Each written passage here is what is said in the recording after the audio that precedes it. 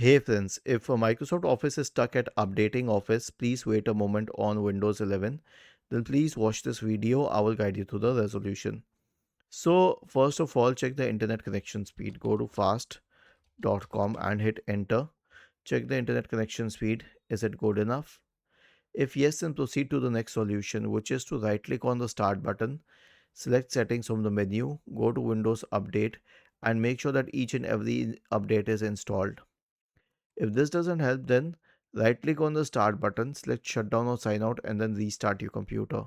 Usually, these solutions should help it, and we shouldn't reach the stage of repairing Microsoft Office. But if that is required, then right click on the start button, select settings, go to apps, installed apps. Now scroll down to Microsoft Office or search for it. Click on these three dots here, modify it, select online repair, and click on repair to initiate the repair process. Was this helpful? If yes, then please subscribe to the channel. If not, then let us know in the comment section of the video on how we could help you further. Thank you for watching this video and have a nice day.